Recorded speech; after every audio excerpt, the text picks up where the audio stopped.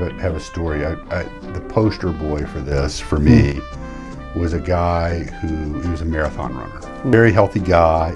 His only risk factor was that he was a guy. No past medical history, no family history, no nothing. So he came to see me for the first time, and I thought, oh boy, so we're going to put you on a treadmill, and I'm going to need to call the company to service the treadmill because you're going to wear it out. Break it out, yeah. And he about did. Wow. So he got on that treadmill. I needed to get a sandwich because he was on that treadmill a long time. 18 minutes into his treadmill test, which nobody goes 18 minutes. Wow. Nobody. He said, yeah, I'm starting to get that discomfort. You look at his EKG and it's like, you look like you're gonna die.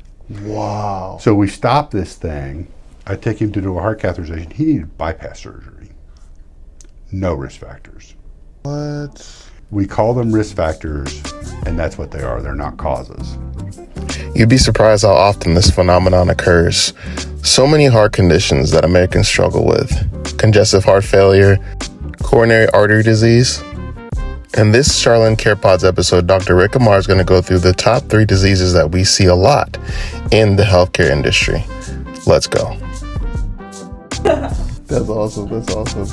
Now, so I had two questions. Hit it. I wanted us to kind of focus in on diagnoses. Okay. Right? So we talked a little bit about the different valves, atrium, ventricles, and how that plays into the fact of how the blood's flowing. CHF, if you could kind of give a very basic rundown of what congestive heart failure is. Sure. So congestive heart failure is not actually a diagnosis. It is a syndrome.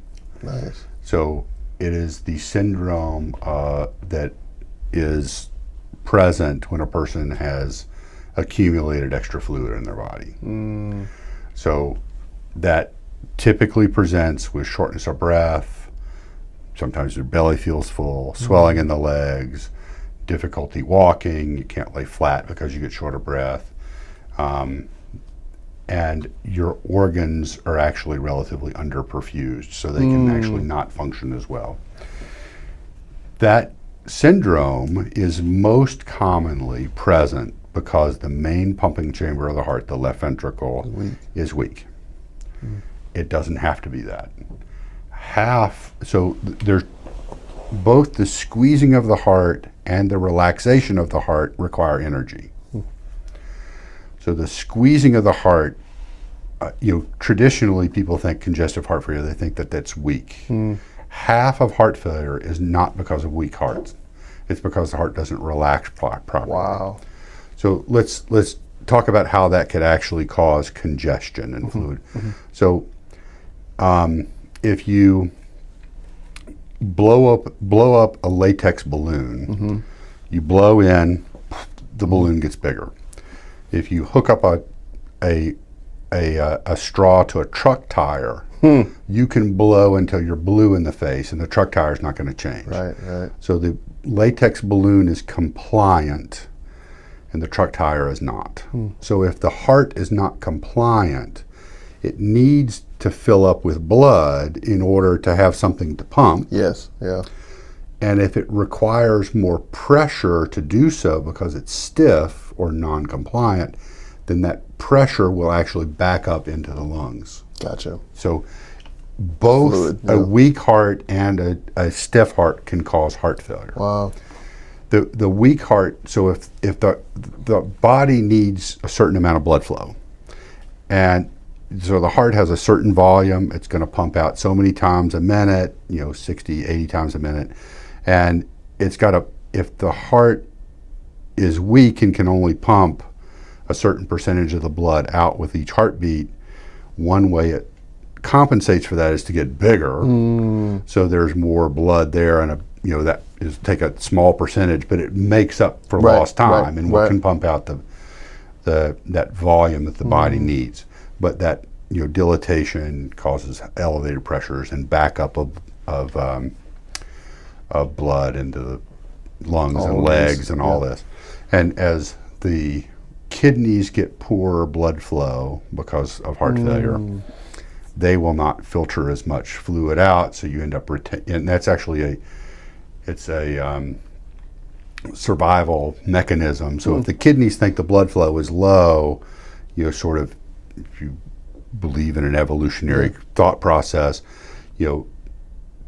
in the days of saber-toothed tigers, it could have meant that your leg was off. So if you were bleeding to death and the kidneys didn't see the same blood volume, hold up. They'd be like, hold up. So we better retain all the salt and water we can. That's exactly right. Yeah. So that is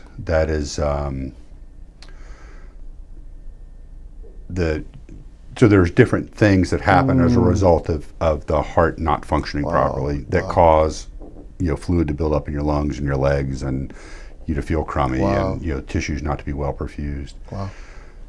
So that is the syndrome of heart failure. It can actually also happen because your kidneys don't work at all. So if your kidneys aren't functioning properly, you're going to accumulate fluid because you can't get rid of it. Yeah. You can have heart failure symptoms related to lung disease alone. So fluid can build up in your legs, all this. It can happen because of a heart rhythm abnormality. So your heart, in order to pump blood out, it has to have blood to pump. And if your heart's going really, really fast, it doesn't have a chance to fill up. So it's just pumping the same, a small amount of blood, and that'll cause the same thing. Wow. A heart valve that is too sticky to let, if it just barely is opening, that pressure is going to back up. And there's a number of things that can cause the syndrome that we refer to as congestive heart failure. So you're looking at so many different areas to see, okay, what is causing this syndrome? Bingo. And then now applying, and now we're talking about, like we were talking about earlier, different types of new medications. Yes. Those medications are pinpointing what specifically when we're talking about. So there's different things. So let's go to the most commonly thought or most commonly considered congestive heart failure, and that's that the heart's weak. So back in the old days, really all you could do about that was to give people diuretics to get rid of there were ones before furosemide. Oh yeah, right. Really? I am that old. So, but you would make people just basically urinate out the extra fluid, and that was kind of all you had. That was the arrow in your quiver, And then, kind of as I was going through med school, a new class of medications came out that dilated blood vessels. Okay. And that didn't make any sense to a lot of people because the blood pressure often would already be low, so why would you dilate blood vessels and make it lower? But what would happen is if you have a weak pump, you can make that pump more efficient by decreasing the pressure against which it pumps out. Yes. Right. Yeah. So that actually, those medicines worked, and those were called ACE inhibitors. And they end with the last letters pril, lisinopril being one of the most common ones. There were other medicines, digoxin was one of them, that was thought to be helpful because it supposedly made the heart pump stronger. As it turns out, that doesn't help at all. Interestingly, when I was in training, if a doctor gave a patient a medicine called a beta blocker, which decreases the adrenaline effect on the heart, if you gave that to somebody with heart failure, back in those days, that was malpractice. Wow. As it turns out, that's the best thing you can give them. Yeah. So you need to study things, and things that seem like they should be sometimes are not so. Yeah.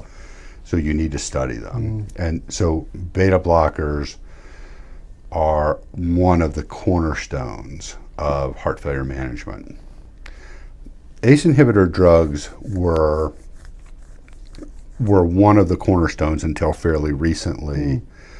And there is a newer class of drugs that only has there's only one. You've probably seen it advertised, Entresto. Yeah.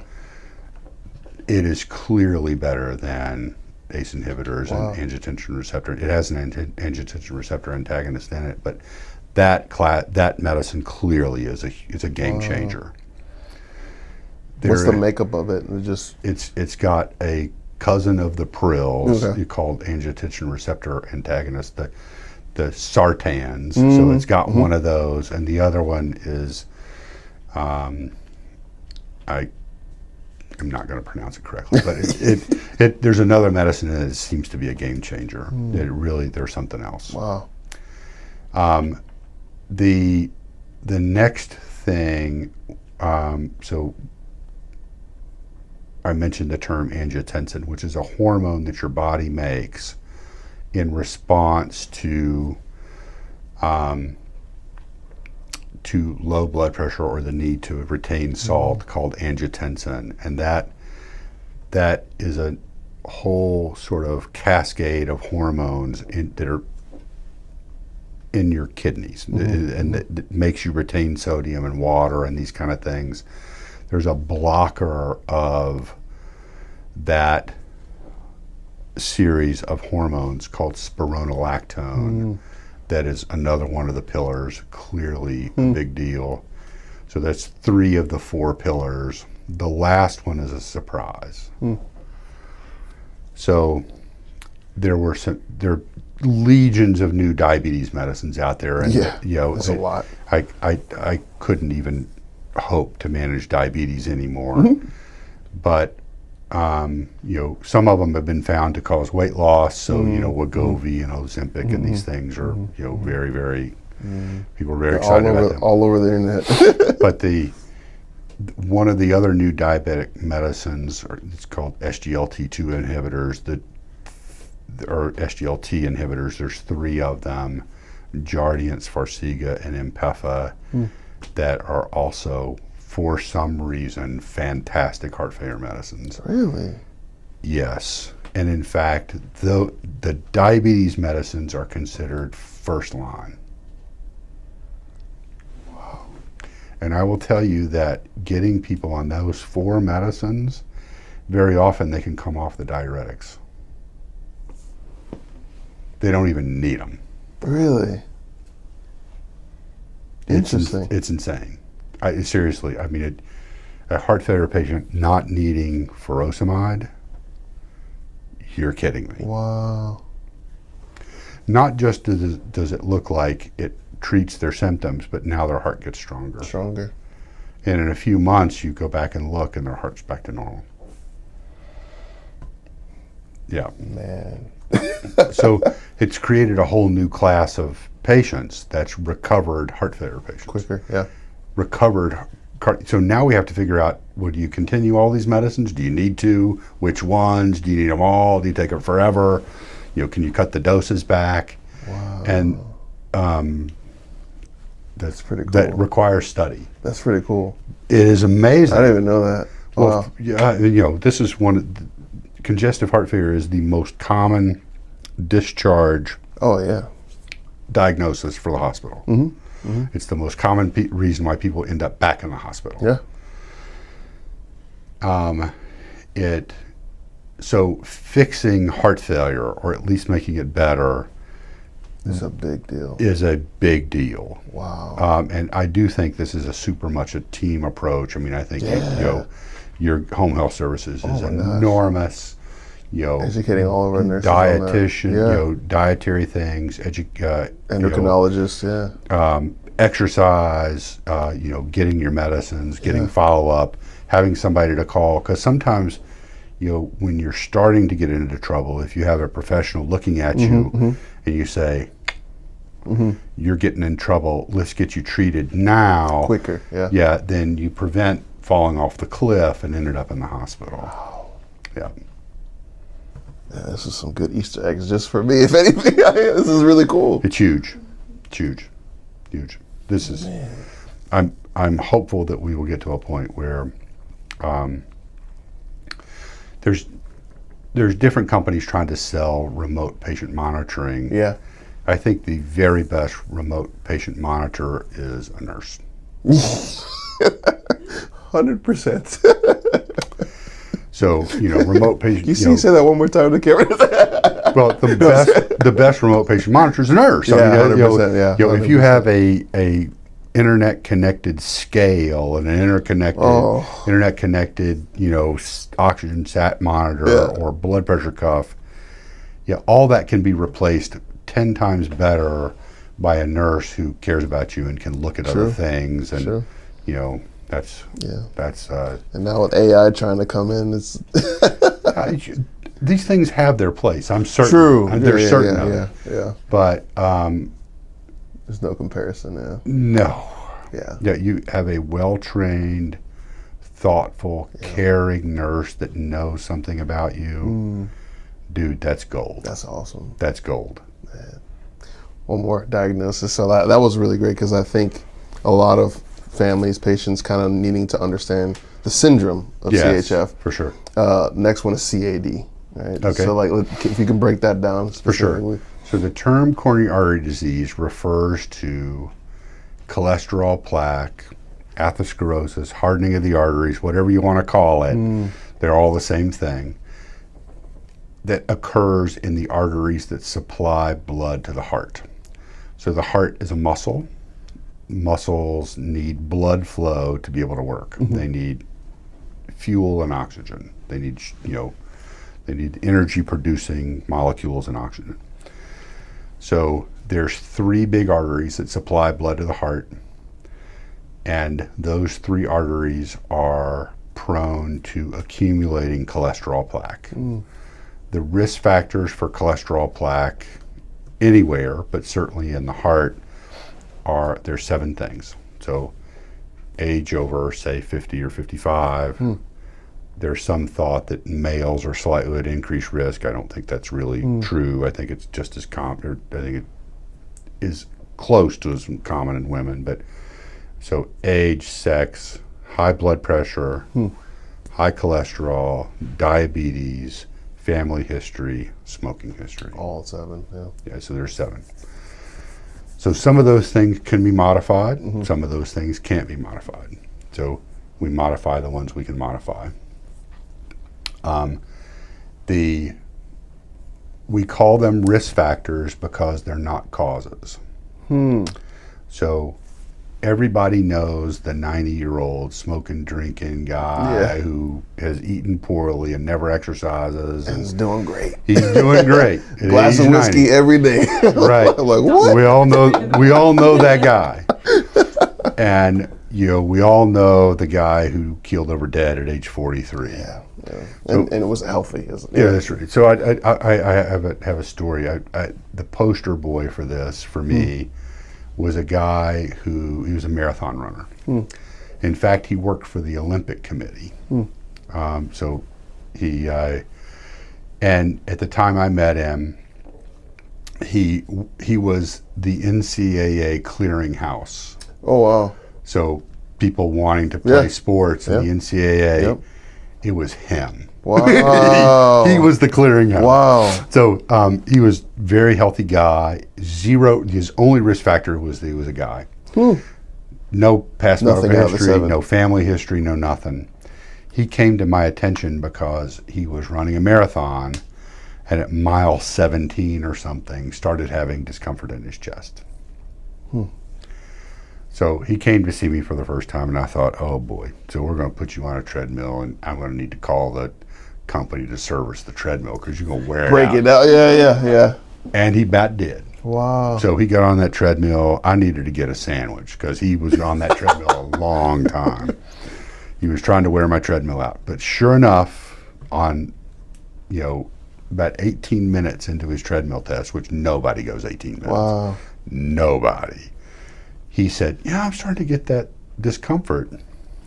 You look at his EKG and it's like, you look like you're going to die. Wow. So we stopped this thing. I take him to do a heart catheterization. He needed bypass surgery. No risk factors. What? So we call them risk factors, and that's what they are. They're not causes. So the more risk factors you accumulate, the higher your risk. But that's it. Wow. So, and for that, it's like, how would he have known? well, at least he paid attention to himself. Yeah. Wow. So, so that is the condition that the most common symptoms of it are pain in the chest or shortness of breath with activity. Most common. Actually, the most common is nothing. It is detected. Sometimes an EKG can point you to it. a stress test can usually be helpful. An angiogram, so heart catheterization like we talked about before, can be done also with a CAT scan, often not quite as good as a catheter angiogram, but it has its utility. Another tool that has actually been around for a while, it's pretty cool, pretty slick. So cholesterol plaque is hard to visualize in the body and without cutting up the tissue and looking at it under a microscope. And for the heart, that's kind of a rough test. Side note, did you guys have to do cadavers? Oh, yes. Man, I loved it. I loved it. It was my favorite. Cutting open the heart. Right. It was so fun. Sorry, I had to that's reminded me of okay. that. So we've done all sorts of things over the years as a surrogate, to look for blockages in the heart, and that's stress tests and heart catheterizations and whatever. But as it turns, so the problem is the heart arteries are tiny, and they're in the middle of you, and the heart has this nasty habit of moving around about 80 times a minute. So it's difficult to interrogate. So fortunately, one of the features of a cholesterol plaque, we'll put it that way, is that it will take on calcium. So a cholesterol plaque that's been there for any length of time will have calcification in it. And the more calcium that's there, the more plaque there is. So calcium we can detect, right? You put your hand up in an x-ray machine, you can see the bones. Yeah. So a CAT scanner is nothing more than a fancy x-ray machine hooked up to a computer. So a smart person decided, the trouble is the heart moves though, right? Yeah, So if you just do a CAT scan of the heart, it just looks like a blob. Yeah, you can't see it, yeah. Well, if you trigger it to flash the picture by your EKG, then you freeze the heart's motion like a strobe light. And now you can trace along where the heart arteries are. And if you see calcification, there's cholesterol plaque. So that is a very useful tool. Wow. And you do that a lot? Is that we do it a lot. And actually, people have CAT scanners. They're kind of selling them now. Insurance doesn't pay for these, but they're about $100. Sometimes a little less. That's worth it. Some places, your life. Absolutely. So there are some people who read into that number, the calcium score, a lot. For me, it's more: is there any there or not? And is it a whole lot or kind of just a little bit? And so I don't think the number is as important as kind of the, high, medium, low, kind of thing, or is none. But it's a pretty helpful tool, and can help guide, I think, decisions to do certain kinds of stress tests or angiograms or whatever. And certainly can help convince people that, yes, you really do need to take your cholesterol medicine. Yes, really especially if you have more of those risk factors like you were saying. Yes, and maybe you really do need to quit smoking, and yes, you really probably need to get your diabetes under better control, and that kind of thing. Wow. Man, that's crazy. You get no more questions. right? I don't know. I was thinking, is there any vitamins I should be taking for my heart? No. No? Okay.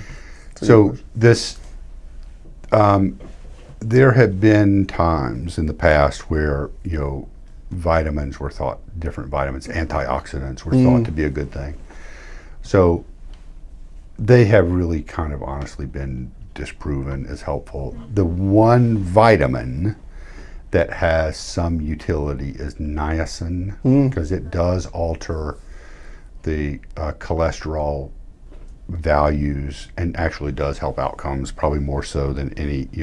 It's actually, if you could get a person on the enough niacin, it seems like it would be the perfect cholesterol medicine. It changes all the cholesterol numbers in the best way. Wow. The trouble is, very few people can get on enough of it to matter, because it causes horrible flushing.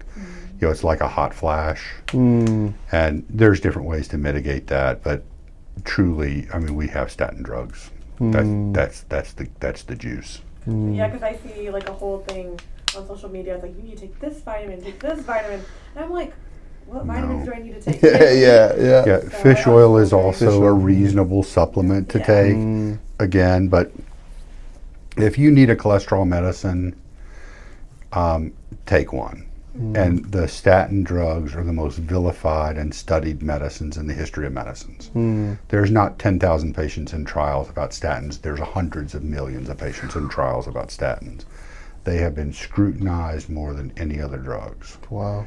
The number of people who train to do heart surgery has been slashed by the presence of statin drugs. Wow. They have changed medicine. That's amazing. They are really something else. Yes, there are side effects, and about 5% of people have them, and it's typically muscle aches. But all this other stuff that people have talked about that statins cause are either not well established or been disproven or whatever. They are really something. So for sure, some people can't take them. There are some alternatives, fortunately, these days. But going out to, your grocery store, to the vitamin aisle to take something that's going to help, I'm not going to tell you not to do it. It's probably not going to hurt you. But if you want to make a positive step to help yourself out, go to your doctor, get your blood pressure checked, get your cholesterol checked, pay attention to yourself, get some exercise, don't smoke. Seriously, just snacking down a vitamin is not the answer. Do you have any underrated foods or activities that are really good for your heart? Or that are easier to eat than others? Yeah, it's once again, so back in the day before there were really good cholesterol medicines, people did analyze diet a little bit. Not a bunch, actually. I mean, the food pyramid and all these things you hear about, honestly, even those things are not usually terribly well studied. There was a diet called the Ornish diet back in the day that was basically, eating cabbage and carrots and whatnot. The number of people that could follow that to significantly change their cholesterol was very small, and vanishingly few people actually change their cholesterol numbers, much less their risk. I don't think there's really been a clear. If people have high blood pressure or heart failure, then avoiding salt and alcohol, that's pretty important. But for general heart health and all that, obviously not overdoing salt, not overdoing alcohol, curbing your fat intake. All those things are good, but for me to tell you, you should eat 3 beets a week and 2, and honestly, Don't tell I'm, me I'm, that. yeah, but I'm being disingenuous if I try to tell you that there is a diet you should follow. If you're diabetic, you should follow a diabetic diet. If you have high blood pressure, following a salt modified diet is a pretty good idea. The DASH diet, for example. Dash, And I don't think that a medicine gives you license to misbehave in a dietary perspective. So if you have high cholesterol, you start on a cholesterol medicine. That doesn't mean that you eat a half a gallon of ice cream every day. It means that things work together, and if you're sensible about your diet, that's probably good enough. That's a good point. Wow. But eating is one of the joys of life, right? If you're not going to live, you might as well die, right? So I think being sensible about your diet, however, is good. Can you eat a cheeseburger? Yes. Can you eat a cheeseburger 3 days a week? No. Like a good balance. Yeah. That's right.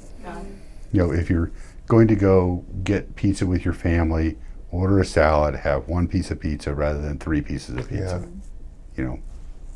As an example. That's really Be good. sensible. That's a good question. That's good. Hey, this is great.